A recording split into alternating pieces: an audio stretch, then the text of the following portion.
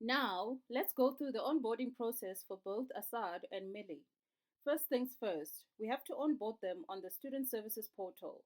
This is a portal where every student who lives in buildings operated by the automation platform has to use to manage various elements around their tenancy in the building, including rental, billing, and associated information, utilities usage, unit automation services, lifestyle convenience services, which include partner services, as well as smart city participation services. You've made enrollment on this portal mandatory as part of the terms and conditions of living in the building. And because you're a smart marketer, you've used positive language in your messaging around this portal so as to give it the perception of value as opposed to a mandatory terms and conditions requirement. Instead of wording like, you cannot live in this building if you don't use this portal, you've rather used wording like, as a valued tenant of building X, you get access to the exclusive BBD Boop portal where mundane and boring student life transforms into peanut butter and jelly to ensure that while you're riding the highs and lows of student life, you're always jamming. We've opted for the word portal instead of app because students come from all sorts of walks of life. A funded student from a disadvantaged background might see it better to save their money rather than buy or upgrade their smartphone, which might mean that the software on their phone is too outdated and incompatible for their app. You want to make sure they can always access the portal via other avenues like web if their phone software is no longer backward compatible with the app. The last thing you want to do is alienate tenants and have them bad mouthing the building as a direct result of your platform. The building manager and owners would not be happy with that. Your platform should solve and enhance, not anger and alienate. Right. After onboarding the tenant onto the portal, you actually have to get their permission to use their behavioral data.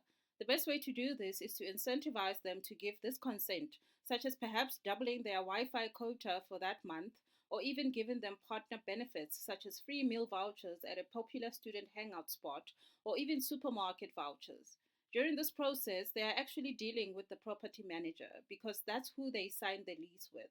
But on the back end, automations wise, you're in this negotiation as the platform owner. Thing is, if the tenant declines to give you their non service critical behavioral data, you can't run your automations. And if you can't run your automations, you can't drive stickiness for this particular tenant. And you run the risk of losing them to either another building or on campus accommodation when the lease renewal comes up, resulting in tenancy revenue leakage. Besides stickiness, you also generate revenue from these automations. So you also lose the opportunity to monetize the tenant, automations wise. This puts the tenant in a strictly dominant position against you because they don't need something they don't know or haven't used. They can go ahead with life without using these automations and without their data, which you cannot collect, let alone use without their consent because you are an ethical business. You can't in any way demonstrate to them how they are missing out. You also can't rely on word of mouth because honestly, once the student gets into their routine without the platform's stuff, it will be very difficult to convince them otherwise. Come lease renewal, all you have is a room. The next building has a room. On campus accommodation has rooms. It's a matter of which room the student perceives good value for money and convenient location wise, a situation that might get you into a rental price war, and nobody wants that. You don't want that. The building manager doesn't want that. The building owner doesn't want that. Nobody wants that. So you will need to do something to level the playing field a little bit. You, however, have to consider that at this point, there really is no risk of leakage. The rental revenue is guaranteed by contract, which means rental default actually constitutes default leakage. Automations, on the other hand, the revenue is not guaranteed. It is a secondary revenue source that may or may not materialize. There's definitely an opportunity cost if the tenant doesn't sign up for behavioral, data driven lifestyle and comfort automations. But if the monetization doesn't materialize, it's not loss of revenue. It's a loss of the opportunity to make revenue. Now, if the tenant does sign up for automations, uses up their free credits, but continues to use automations without getting billed for some reason or another, maybe perhaps because a rogue executive manually zero rated a cute student's automations usage account, that's definitely leakage.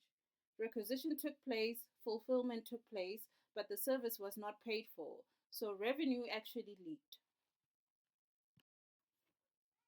Now, at this point, you might consider taking some risks, like throwing in a 10% discount in rental for 6 months for an all in data access consent. Now, for Millie, this doesn't really make a difference because all it means is that money will be going back to her bursary. She will not feel this discount. So, say Millie refuses to give consent for access to data. Instead of directly offering her the discount, you kick the ball down the line. You charge the full rental to the bursary as per the lease agreement. Keep the 10% as a negotiation buffer down the line.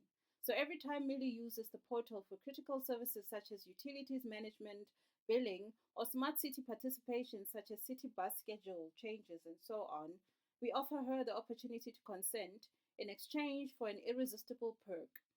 So, say Millie blows her Wi Fi quota by online gaming herself into a coma.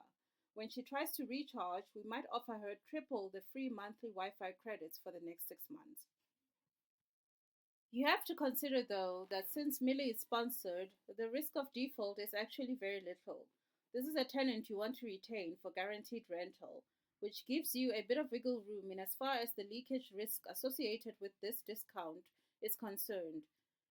In Assad's instance, you do have quite a bit of risk of default. Assad's parents might suddenly experience financial difficulties due to perhaps an illness, a bad economy, a freak accident such as their house burning down, and so on, which might then make it difficult for them to keep up with all of Assad's study associated financial requirements. Furthermore, you don't know what the arrangement between Assad and his parents is. They might choose to give Assad the rental funds directly, along with funds for his other expenses, in order to allow him to practice independence and financial responsibility, which he does until his girlfriend has a fashion emergency and he decides to use his rental funds to walk her into a luxury fashion store and be her knight in shining armor.